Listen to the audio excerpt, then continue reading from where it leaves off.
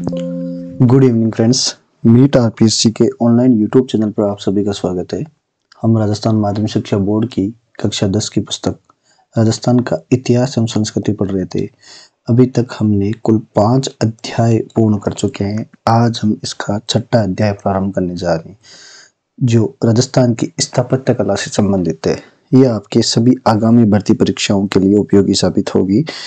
Video को like करना, share करना एंड सब्सक्राइब करना। तो हम बिना देरी के प्रारंभ करते हैं। जयपुर शहर की नींव 1727 में किसने रखी? जयपुर शहर की नींव 1727 में किसने रखी? राजगुरु पंडित जगन्नाथ सम्राट ने। राजगुरु पंडित जगन्नाथ सम्राट ने। नेक्स्ट पढ़ते हैं। पृथ्वीराज विजय काव्य में अजमेर की तुलना किससे की गई है? इंद्रपुरी से। किससे की गई है भाई? इंद्रपुरी से। पृथ्वीराज विजय काव्य में अजमेर की तुलना किससे की गई है भाई? इंद्रपुरी से की गई है। नोट, पृथ्वीराज विजय के लेखक कौन है? जयानक। कौन है भाई? जयानक। नेक्स्ट पढ़ते हैं। संपूर्ण देश में सर्वाधिक गढ़ व दुर्ग किस राज्य में बने हुए हैं?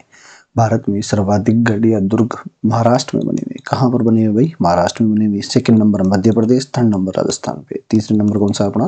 राजस्थान है। नेक्स्ट पढ़ते हैं। राजस्थान में दुर्ग स्थापत्य का सबसे प्राचीनतम इतिहास कहाँ से प्राप्त होता है? कालीबंगा सभ्यता से। राजस्थान में दुर्ग स्थापत्य का सबसे प्राचीनतम इतिहास कालीबंगा सभ्यता से प्राप्त होता है। नेक्स्ट पढ़ते हैं। राजस्थान में कितने दुर्गों को यूनेस्को द्वारा जून 2013 तक विश्व धरोहर सूची में शामिल किया गया? यूनेस्को की विश्व धरोहर सूची में राजस्थान के कितने दुर्गों को शामिल किया गया? तो टोटल कितने हैं भाई? 6। कितने हैं? 6। आमेर, गागरोन, कुंभलगढ़, जैसलमेर, रणथंभौर और चित्तौड़। टोटल कितने दुर्गों को शामिल किया गया भाई? 6। यूनेस्को की जो विश्व धरोहर की सूची जो जून 2013 में जिसकी बैठक हुई थी, वो कंबोडिया की राजधानी नाम पनेम हुई थी। कहाँ पर हुई थी भाई? नोम पनेम हुई थी। नेक्स्ट पढ़ते हैं। राजस्थान में स्थिति स्थापत्य उपयोगिता के आधार पर कितने प्रकार के दुर्ग पाए जाते हैं? राजस्थान में स्थिति स्थापत्य उपयोगिता के आधार पर टोटल 9 प्रकार के दुर्ग पाए जाते हैं। कितने प्रकार के पाए जाते हैं भाई? 9 प्रकार के। नेक्स्ट पढ़ते हैं। चारों तरफ विशाल जल राशि से घिरे हुए दुर्ग क्या कहलाते हैं? जल या ओदक दुर्ग। जल या ओदक दुर्ग। जैसे गागरोन का किला। जैसे गागरोन का किला कहाँ पर है? झालावाड़ में। कहाँ पर है भाई? झालावाड़ में। नेक्स्ट पढ़ते हैं। किसी ऊंचे पर्वत पर स्थित दुर्ग किस श्रेणी में आते हैं? किसी ऊंचे पर्वत पर स्थित दुर्ग किस श्रेणी में आते हैं? तो गिरि दुर्ग में। किस में आते हैं भाई? गिरि दुर्ग में। राजस्थान में अधिकांशतः दुर्ग गिरि दुर्ग में। राजस्थान में अधिकांशतः दुर्ग कौन से दुर्ग की श्रेणी में? गिरि दुर्ग में। नेक्स्ट पढ़ते हैं। मरुभूमि में बना हुआ दुर्ग क्या कहलाता है? धानवन दुर्ग। मरुभूमि में बना हुआ दुर्ग धानवन दुर्ग कहलाता है। जैसे जैसलमेर दुर्ग। जैसे कौन सा दुर्ग है? जैसलमेर दुर्ग। सघन बीहड़ वन भूमि में बना हुआ दुर्ग क्या कहलाता है भाई? वन दुर्ग। सघन बीहड़ वन में बने हुए दुर्ग को क्या कहते हैं भाई? वन दुर्ग। जैसे सिवाना का दुर्ग। कौन सा भाई? सिवाना का किला। नेक्स्ट पढ़ते हैं। वे दुर्ग जिनका मार्ग कांटों, खाई व पत्थरों से दुर्गम बना हो क्या कहलाता है? एरण दुर्ग। कौन सा भाई? एरण दुर्ग। जैसे चित्तौड़ का व जालोर का किला। चित्तौड़ व जालोर का किला। नेक्स्ट पढ़ते हैं। वे दुर्ग जिसके चारों ओर खाई हो।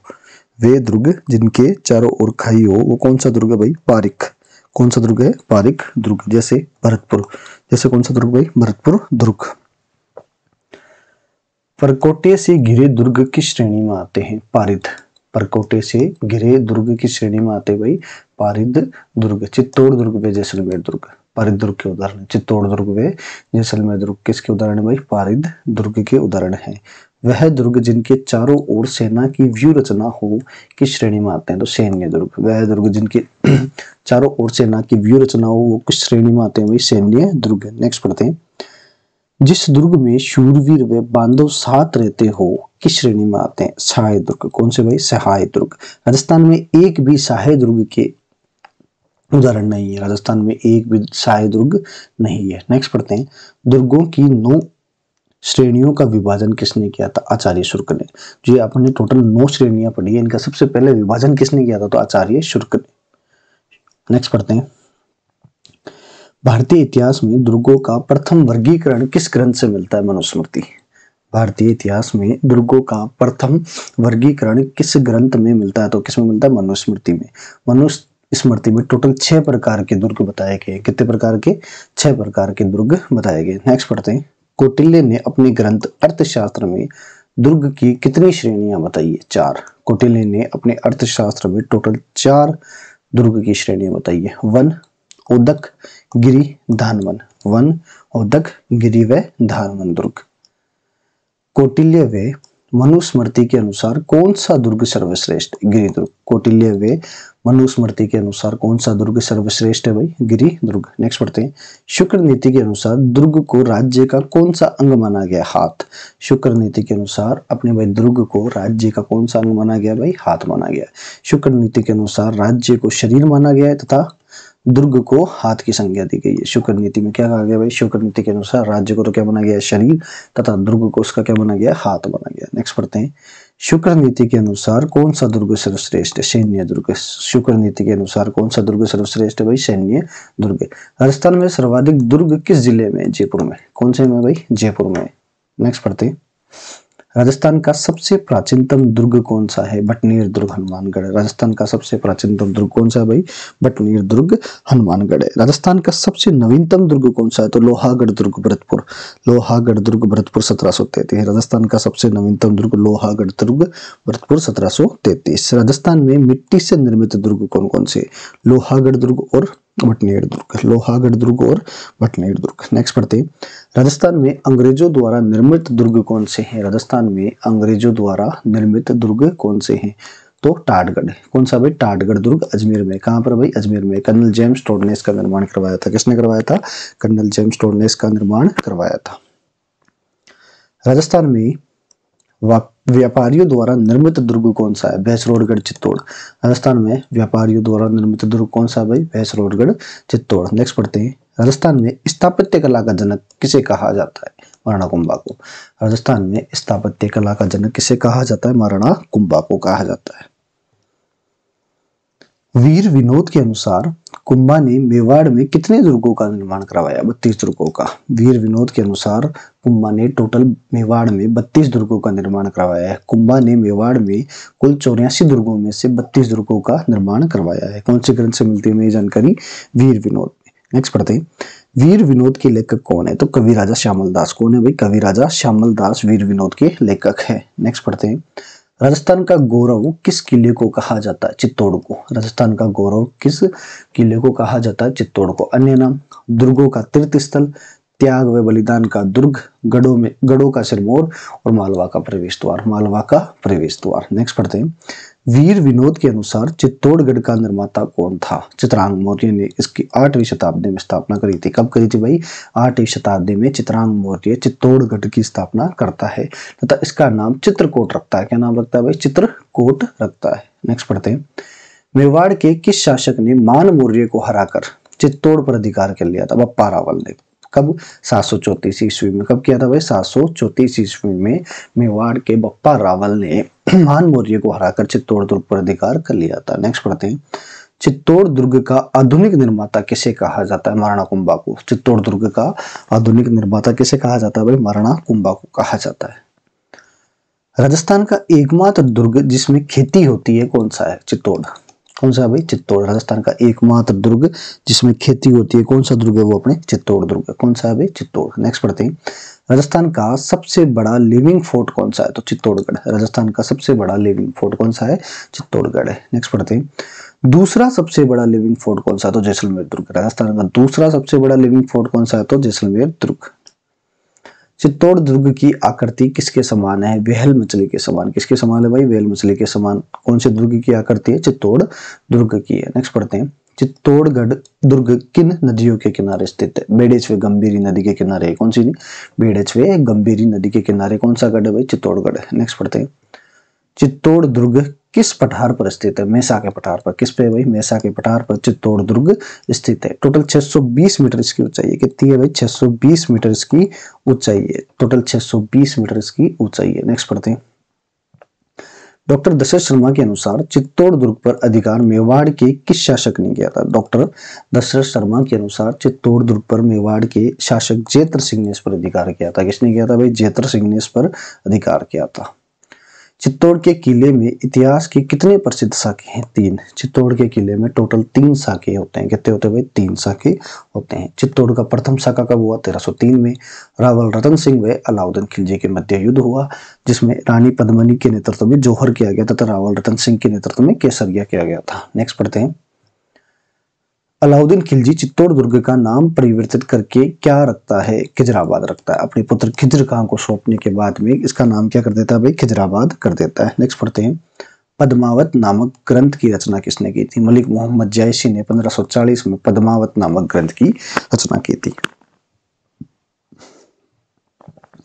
चित्तौड़ का दूसरा साका कब हुआ? 1535 में। चित्तौड़ का दूसरा साका 1535 में होता है। रानी कर्मावती व बहादुर शाह गुजरात के मध्य होता है। रानी कर्मावती व बहादुर शाह जो कहाँ का था? गुजरात के, दोनों के मध्य 1535 में चित्तौड़ का दूसरा शाखा होता है। रानी कर्मावती राणा सांगा की पत्नी थी। किसकी पत्नी थी? राणा सांगा की पत्नी थी। राणा सांगा खानवा के युद्ध में मारे जाते हैं। कौन से युद्ध में मारे जाते हैं भाई? खानवा के युद्ध के बाद में मारे जाते हैं। नेक्स्ट पढ़ते हैं। चित्तौड़ की दूसरे साके में केसरिया व नेतृत्व कौन करता है? चित्तौड़ के दूसरे साके में केसरिया का नेतृत्व कौन करता है? तो देवलिया के बाघ सिंह के द्वारा किया जाता है। देवलिया के बाघ सिंह के द्वारा किया जाता है। बाघ सिंह की छतरी पांडनपोल में, कहाँ पर है भाई? पांडनपोल में है। बाघ सिंह की छतरी कहाँ पर है भाई? चित्तौड़ के पांडनपोल में है। नेक्स्ट पढ़ते हैं। रानी कर्मावती किस मुगल बादशाह को राखी भेजकर मदद मांगती है? हुमायूं को। किसको भेजती है भाई? हुमायूं को। 1535 में रानी कर्मावती चित्तौड़ के दूसरे शाखे में बहादुर शाह के खिलाफ मुगल बादशाह हुमायूं को राखी भेजकर मदद मांगती है। नेक्स्ट पढ़ते हैं। चित्तौड़ का तीसरा साका कब हुआ? 1568 में। चित्तौड़ का तीसरा साका 1568 में हुआ। उदय सिंह वर्सेस अकबर के मध्य। उदय सिंह वर्सेस अकबर के मध्य।